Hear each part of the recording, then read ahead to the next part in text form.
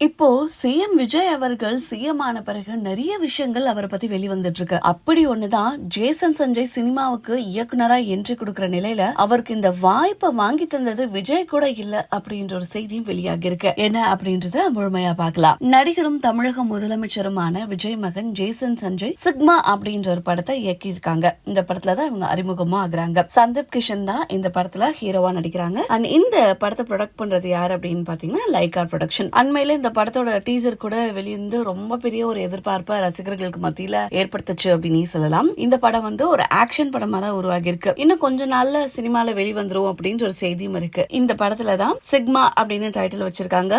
சந்தீப் கிஷன் நடிக்கிறாரு. And Jason Sanjay தன்னை ஒரு இயக்குனரா அறிமுகப்படுத்திக்கிறாங்க. இந்த படத்துக்கான டைட்டில் கார்டு மற்றும் கையெழுத்துக்கள்லாம் அவங்களோட அப்பா பேரை பயன்படுத்தவே இல்லை அப்படின்ற சில செய்திகளும் வெளியாச்சு. ஜோசப் விஜய் ஜேசன் சஞ்சய் அப்படின்னு அவரோட பெயரை வெளியிடாம ஜேசன் சஞ்சய் எஸ் அப்படின்னு அவரோட பெயரை கையெழுத்திட்டுதான் சில தகவல்கள் வெளியாகிறது. எஸ் அவங்களோட அம்மா சங்கீதா சொர்ணலிங்கம் அவங்களதான் குறிப்பிடுது. மேலும் சிக்மா படத்துல மட்டும் இல்ல, டீசர்ல கூட இனிஷியல் இல்லாம ஜஸ்ட் ஜேசன் சஞ்சய் அப்படின்னு மட்டும்தான் அவர் குறிப்பிட்டிருந்தாரு. அண்ட் இந்த செய்தி எல்லாமே அந்த டைம்ல ரொம்ப பரபரப்பை ஏற்படுத்துச்சு. ஆனால் பரபரப்பை ஏற்படுத்தின சில மாதங்கள்லயே சங்கீதா மற்றும் சிஎம் விஜய் அவர்களோட விவாகரத்து நியூஸ் வெளியாகுது. அண்ட் இந்த நியூஸ் வெளியான உடனே ஜேசன் சஞ்சய் தன்னோட இன்ஸ்டாகிராம் பக்கத்துல இருந்து தன்னோட தந்தைய அன்ஃபாலோ பண்ணிட்டாரு அப்படின்ற செய்தியுமே ஒவ்வொன்னா வெளிவந்துட்டே இருக்கு.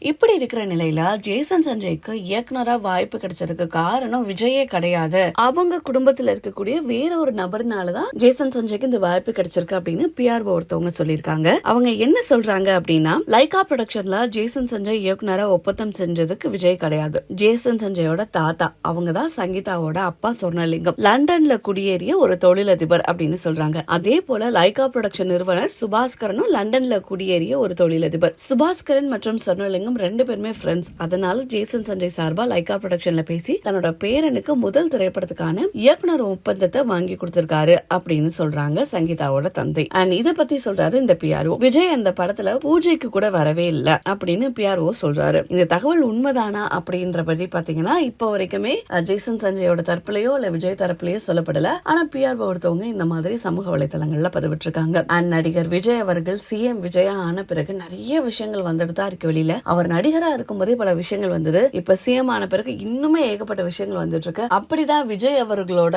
குருவான ரத்தன் பாண்டேவும் இப்போ ரீசெண்டா தந்தி டிவில ஒரு இன்டர்வியூ கொடுத்திருக்காரு. அதுலயும் பல விஷயங்கள் சொல்றாரு. என்ன சொல்றாரு அப்படின்னா, ஜெயலலிதா அம்மா அவர்களுக்கே நான் சொன்னேன், நீங்க போட்டியில நில்லுங்க, ஆனா ஜெயிக்காதீங்க, தோத்துடுவீங்க அப்படின்னு. அவங்க கேட்கல. அதே போல நான் சிஎம் ஆகணும் அப்படின்ற இந்த யோகம் அஜித் அவர்களுக்கும் இருக்கு, விஜய் அவர்களுக்கு இருக்கும் அப்படின்னு சொன்னேன். அஜித்தை தொடர்பு கொண்டு சொன்னேன், அவர் விருப்பம் இல்ல அப்படின்னு சொல்லிட்டாரு. அதுக்கப்புறமா சிஎம் அவர்களுக்கு நான் சொன்னேன், சிஎம் அவர்களும் நானும் ஒரு அப்பா பையன் போல இருக்கிற ஒரு உறவு அப்படின்ற மாதிரி சொல்லியிருக்காரு. இந்த விஷயமும் பாத்தீங்க அப்படின்னா சமூக வலைத்தளங்கள்ல சில கலகலப்பை ஏற்படுத்தியிருக்கு. இதை பத்தி நீங்க என்ன நினைக்கிறீங்க அப்படின்ற உங்களோட கருத்துக்களை கீழே மறக்காம கமெண்ட்ஸ்ல தெரிவிங்க.